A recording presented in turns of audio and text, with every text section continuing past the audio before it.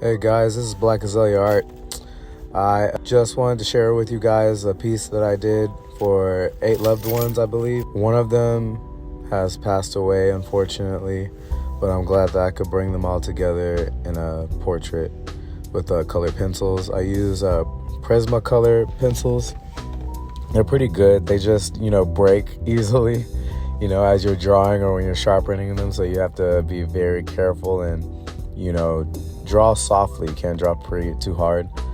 But right here I'm drawing the daughter, I believe, or I think this is her niece. And I'm just going over her face and going over it with layers, light to dark. That's how I created the shading.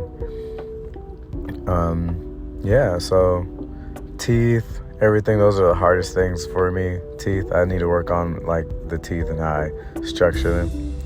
But going into the hair, I basically scratch the surface with like a mechanical pencil. Now I go over it with light gray and black. It just gives it its texture. It looks pretty realistic. I try to get it as real as possible. And I'm drawing her curls. She has a little bit of blonde in her hair.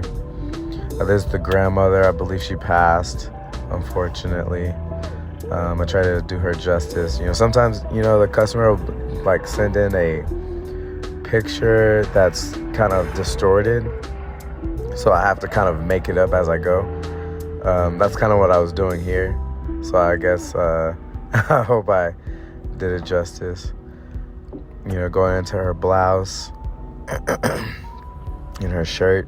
Sorry, I'm a little under the weather, so please forgive me for my voice. So I just used for her shirt light gray, blue, and some white, a white colored pencil will do the trick for that. And this is the bottom of her dress. It had lines in it, so I had to scratch the surface with it and create the texture of her dress. But I had a lot of fun with this one. And the customer is so nice. She didn't really bug me, and she let me take my time. And I was able to create this amazing piece. And, I actually love it. I loved drawing this portrait for her. I believe this is her son. He looks like a cool kid, has a cool haircut,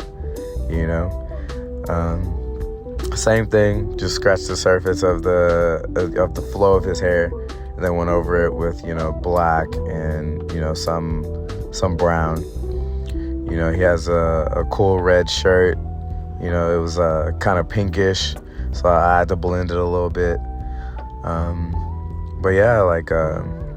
Skin color and everything like that. You just have to eyeball it. Sometimes there's greens and oranges, and you just have to use your eye and choose what kind of color that you would want to use to blend in with their skin. But it takes a long time to get the process of them to look realistic, so you definitely have to have some patience. This video is a lapse video. If you were sitting there watching me draw, this was a span, just her kid alone is just a span of 2 days. I had to take a little break, have a life outside. I also have a job. I drive 18-wheelers for a job, so then I basically just get off of work and I head over to my house and I draw. I believe this is, I think it's her brother, I think. He was actually in a graduation gown, and I just kind of used different pictures to get his likeness into this video. I'm just completing his hair, his glasses. Glasses, sometimes that can be difficult. You definitely gotta take your time, with the lighting and the shading. You got to get that glare, to give it that realistic look. Everything else is pretty easy, like clothing. It's just a whole bunch of blending. You don't have to do too much color you know, but glasses, you can see that I'm going over it over and over and over. He kind of has like a green tint to his hair. This is the grandfather. I believe he's passed away as well. But yeah, if you want to learn how to draw, you know, wrinkles on the face, definitely you have to add like texture. You know, you have to, you know, use a lot of lining, a lot of shading. I definitely go light to dark, because whenever you go over the dark areas, you can, you know, use a utensil and scratch the surface of it to create a line, and it creates the wrinkle. You go over it again, and it just blends perfectly, and it there you go, you got a wrinkle.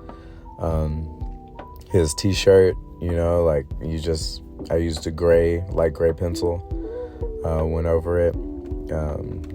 The hardest thing on this right here was his hands and his jeans. As you can see, I'm going over the jeans right now. I definitely used the utensil to scratch the surface with to make the lines of the jeans. Going over to this guy right here, he has glasses. You remember what I said about the glasses? You gotta take your time with them. You know, obviously clothes are super easy. Like I think clothes are the easiest thing that you can basically do on a portrait, unless there's like a lot of like detail. I had like a customer that had a picture of her mom, and she had like hundreds of flowers on her shirt, and I had to draw every single last one. But other than that, if it's just a plain shirt, you know, or if you don't want to do like, you know, the work, you know, I'm kind of crazy. I love to challenge myself. But you can also ask the customer, if you're like an up-and-coming artist, if you could like draw the person with like a plain shirt. You know, that is definitely possible. But yeah, so I chose to draw his clothes first because they were easy. I went over his face, you know, did a little shading. He had a little green pigmentation in his face too, so I used a green colored pencil, obviously. Finishing up the shirt, definitely, you know, he had a lot of wrinkles in his shirt, so, you know, that did take me a little time to complete that. But yeah, here's the finished product. I'm very happy with it. The customer is very happy with it. I'm glad that she loved it. Please like and subscribe if you would like, especially if you enjoy my work. You know, I'm new to YouTube. This is the first time I'm doing a voiceover. So if you like how I'm doing it, or if you have any critiques about how I'm doing it, please let me know in the comments, and I'll just fix it accordingly. And, you know, hopefully I can make more videos just like this one. All right, thank you guys.